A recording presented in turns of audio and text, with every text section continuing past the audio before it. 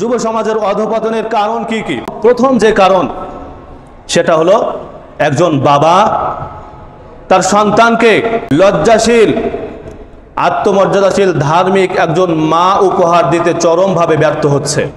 ঠিক তেমনি একজন মা তার মেয়ের অভিভাবক তার বাচ্চাকে একজন দায়িত্বশীল, আত্মমর্যাদাশীল, একজন সাহসী বাবা দিতেও চরমভাবে ব্যর্থ হচ্ছে। এজন্য রাসূলুল্লাহ সাল্লাল্লাহু আলাইহি ওয়াসাল্লাম বলেছেন, চারটে জিনিস দেখে তোমরা বিবাহ করবে। তুনকাহুল মারআতু লিআরবাইন লিমালিহা ওয়া লিহাসাবিহা ওয়া লিজামালিহা ওয়া লিদীনিহা ফাযফুর বিযাতিদ দ্বীন। তোমরা দ্বীনদারিত্বকেই বেশি প্রাধান্য দিবে। যুব সমাজের অধঃপতনের আরেকটা কারণ হলো মসজিদ কমিটি। মসজিদ কমিটি শুধু মসজিদ নিয়েই ব্যস্ত থাকে। মসজিদ কমিটির মসজিদ নিয়ে থাকবে, কিন্তু তার প্রথম কাজ হলো আগে মসজিদের যারা আবাদ করবে তারা মানুষ হচ্ছে কিনা এটা দেখার।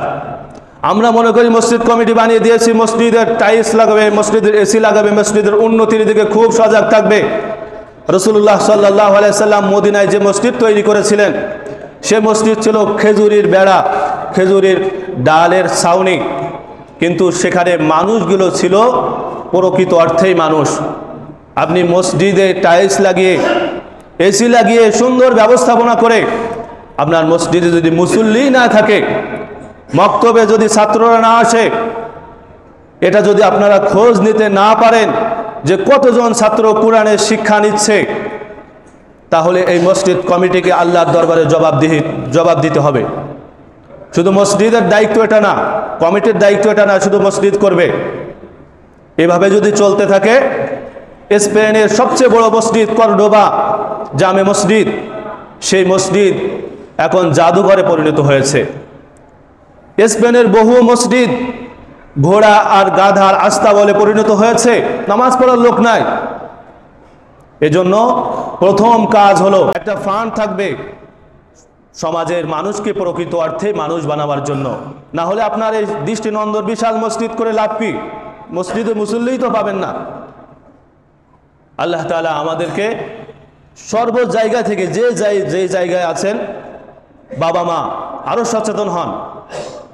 পৃথিবীতে যদি সন্তানকে মানুষ বানাতে হয়, আল্লাহ স্পষ্ট বলেছেন, খলাকাল ইনসান আর রহমান আল্লামাল কোরআন, আগে কোরআন শিখাও। আমরা কোরআনকে বানিয়েছি 4 সাবজেক্ট, চাইলে শিখুক, না চাইলে নাই শিখুক। ইংলিশ, ইংরেজি, অঙ্ক, অন্য সাবজেক্টে আমাদের খুব গুরুত্ব। আল্লাহ তাআলা বলেন, ইন্না সলাতা তানহা আনিল ফাহশাই ওয়াল মুনকার। মানুষ বিপদগামী হয় কেন? কারণ তারা নামাজ পড়ে না। যারা নামাজ পড়বে তারা কখনোই বিপদগামী হবে না।